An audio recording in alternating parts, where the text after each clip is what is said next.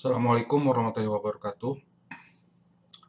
Pada kesempatan ini saya akan membahas contoh soal termodinamika berkaitan dengan sistem terbuka dan hukum kedua termodinamika. Soal yang saya bahas pada kesempatan ini adalah soal yang berasal dari UAS Termodinamika Teknik untuk Prodi Teknik Fisika Universitas Telkom untuk semester ganjil tahun ajaran 2018-2019. Latihan soal ini mudah-mudahan memberikan pemahaman lebih baik bagi pendengar ya ataupun mahasiswa yang saat ini mungkin mengambil mata kuliah termodinamika teknik, khususnya para mahasiswa yang ada di Prodi Teknik Fisika Universitas Telkom. Baik, pada soal yang pertama ini adalah sebuah sistem terbuka, di mana disebutkan di sana ada air, ya, jadi fluidanya adalah air memasuki ruang pas yang beroperasi pada keadaan tunak atau steady state pada tekanan 10 bar dan temperatur 160 derajat Celcius. Jadi sebagai inputnya, ya, fluida inputnya adalah dia mempunyai tekanan 10 bar dan 160 derajat. Begitu. Kemudian air dalam bentuk cair jenuh dan uap jenuh keluar. Otomatis di sini bisa dipahami bahwa outputnya itu dalam bentuk cair jenuh dan uap jenuh pada tekanan 2 bar begitu. Nah, diasumsikan tidak ada perpindahan panas ke lingkungan, ya, artinya tidak ada kalor yang masuk ataupun keluar. Kemudian juga efek energi kinetik dan potensial itu diabaikan, artinya tidak ada perubahan energi kinetik ataupun potensial antara yang masuk dan keluar. Nah, di sini diketahui laju aliran masuk adalah 10 kg per detik atau M.1-nya adalah 10 kg per detik seperti itu. Sehingga dari sini kita dapatkan ya keadaan satunya atau inputannya adalah temperaturnya 160 derajat Celcius dan tekanannya adalah 10 bar. Laju masanya adalah 10 kg per detik. Sedangkan keadaan 2 berarti adalah tekanannya 2 bar pada keadaan cair jenuh. Sedangkan pada keadaan 3 itu tekanannya 2 bar dan keadaannya adalah uap jenuh. Nah, dari persamaan kekekalan massa ataupun energi, maka bisa kita nyatakan laju massa masuk harus sama dengan laju massa keluar karena dia adalah tunak. Sehingga kita bisa tuliskan M.1 harus sama dengan M.2 ditambah M.3 seperti itu. Kemudian dari kekekalan energi, karena dia adalah tunak, tidak ada kerja yang masuk ataupun keluar, juga tidak ada kalor yang masuk ataupun keluar, sehingga persamaan energi hanya disebabkan oleh adanya aliran energi yang dibawa oleh fluida yang masuk ataupun keluar. Sehingga dari situ kita dapatkan energi yang masuk adalah laju massa kali entalpi spesifik keadaan 1 itu harus sama dengan jumlah total entalpi atau laju massa yang keluar. Di mana laju massa yang keluar adalah sama dengan laju massa kedua dikali entalpi spesifik pada saluran 2 atau pada keadaan 2 ditambah dengan laju massa 3 dikali dengan entalpi spesifik keadaan 3 seperti itu. Nah, untuk nilai entalpi masing-masing keadaan atau 1, 2, 3 tadi itu dapat kita lihat dari tabel seperti itu. Ya. Nah, untuk H1 ya dapat dicari dari tabel untuk keadaan di sana kalau kita cek ya 10 bar 160 derajat Celcius itu bisa kita cek dari tabel dia di mana. Nah, seperti bisa kita cek ya, kita pindah ke data tabel. Ya, di sana dikatakan 160 derajat ya, tekanannya 10 bar. Nah, kalau kita lihat di sini temperaturnya 160.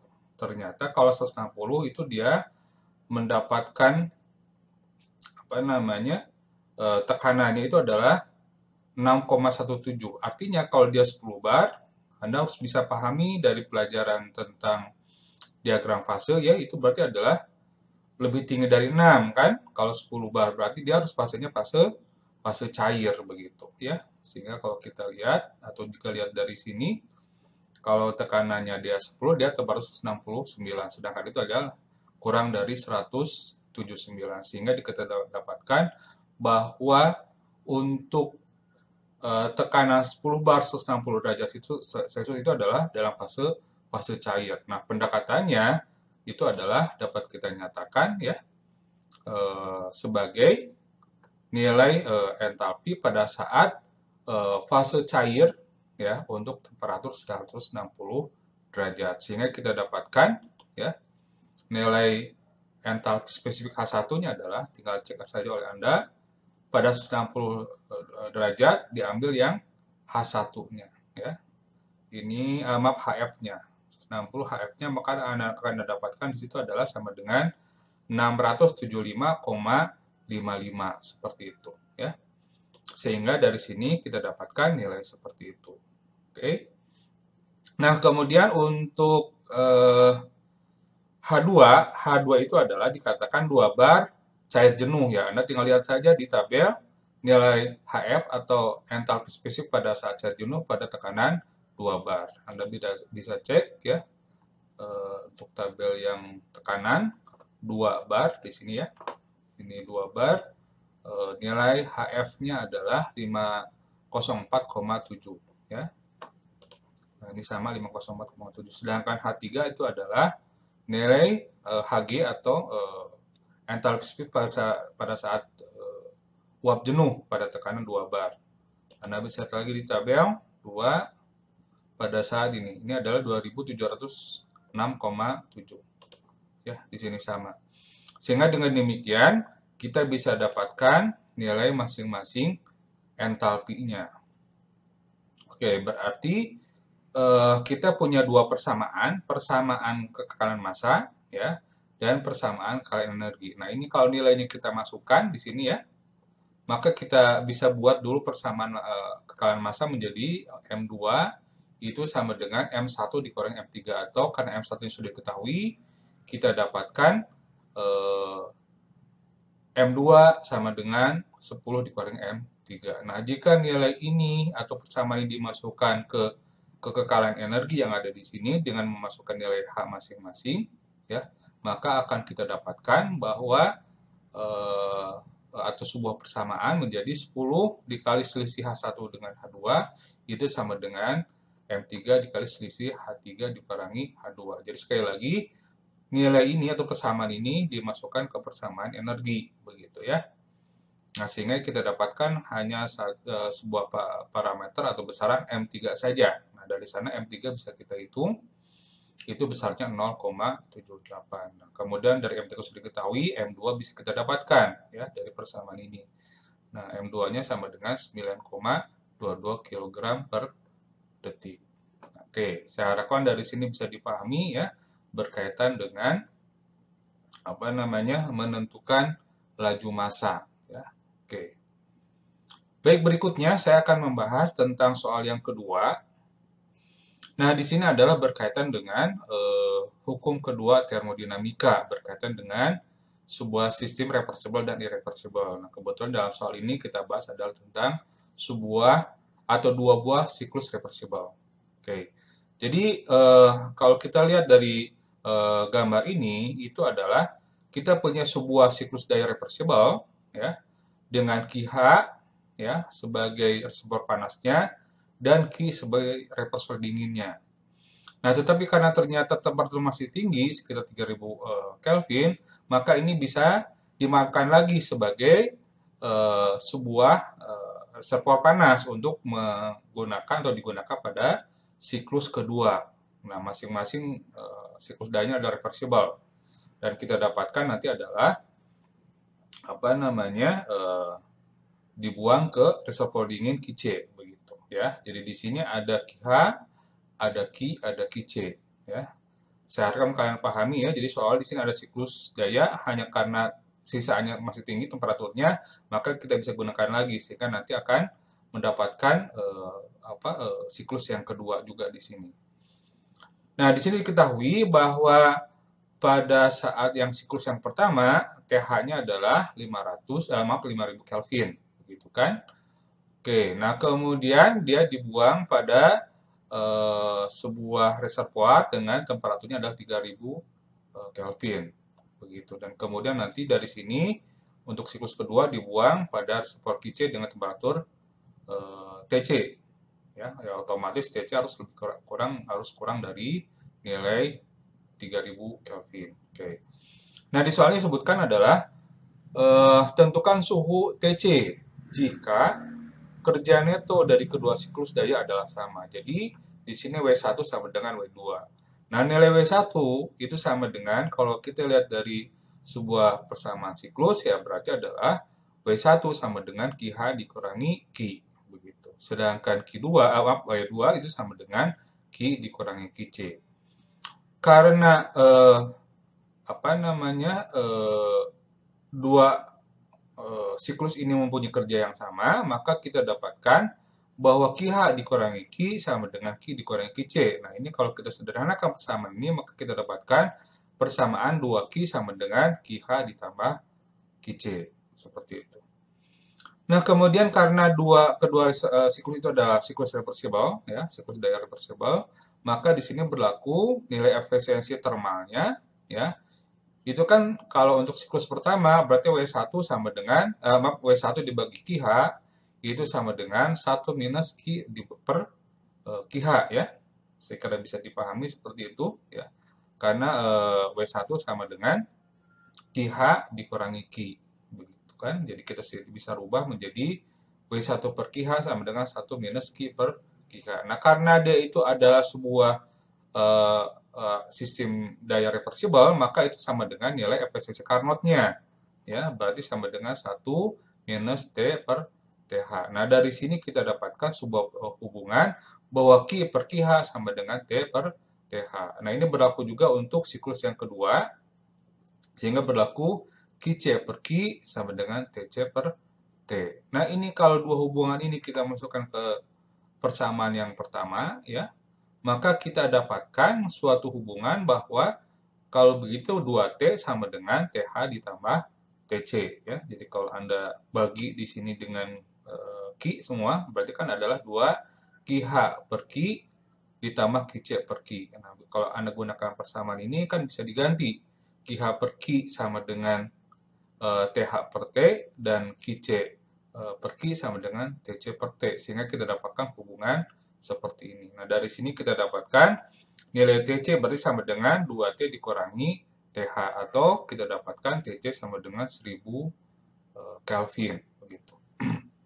Nah, kemudian efisiensi termal, ya berarti kita tinggal masukkan saja, ya, nilai masing-masing T dan TH-nya, karena dia itu ada reversible, sehingga untuk siklus yang pertama sama dengan 1 dikurangi T per TH sama dengan 0,4. Sedangkan yang siklus kedua, ya berarti adalah sama dengan 1 minus TC per T, atau kita dapatkan nilai efisiensi termalnya adalah 0,67. Oke, itu adalah untuk soal yang kedua, diharapkan bisa dipahami, ya.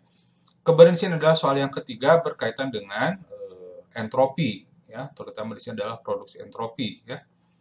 Oke, di sini disebutkan sebuah siklus pompa daya reversible menerima energi Q1 dan Q2. Artinya adalah siklus tersebut menerima dua kalor langsung, dua sumber kalor, ya, yaitu Q1 dan Q2, di mana reservoirnya yang pertama T1 dan yang kedua T2, begitu, ya. Jadi di sini ada dua reservoir kalor, yang pertama dan yang kedua, dengan temperatur reservoir pertama adalah 1000, sedangkan kalornya adalah 3000.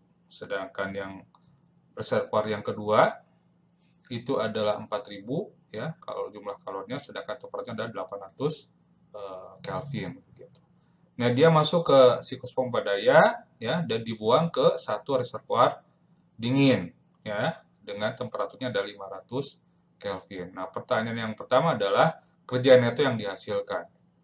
Oke, kerja neto itu kan sama dengan persamaan umumnya adalah sama dengan QH dikurangi QC, ya. QH itu berarti adalah kalori yang masuk, itu karena ada dua, maka QH-nya adalah Q1 ditambah Q2, sedangkan QC-nya adalah Q3. Sehingga kita dapatkan W itu sama dengan Q1 ditambah Q2 dikurangi Q3. Q1 kita diketahui dari soal, ditunjukkan juga Q2, tetapi untuk Q3 harus kita cari. Nah, ini kita dapatkan dari mana? Yaitu dari pernyataan dia sebuah sistem yang reversible. Nah, dikatakan menurut ketidaksamaan Clausius, ya, jika sebuah sistem itu adalah reversible, maka integral tertutup dari dq per t-nya harus sama dengan 0. Nah, dq per t ini itu sebetulnya menyatakan adalah jumlah kalor, ya, atau menyatakan apa namanya, jumlah dari perbandingan antara kalor yang masuk, ya, pada satu batas permukaan dibagi dengan temperaturnya. Nah, karena di sini ada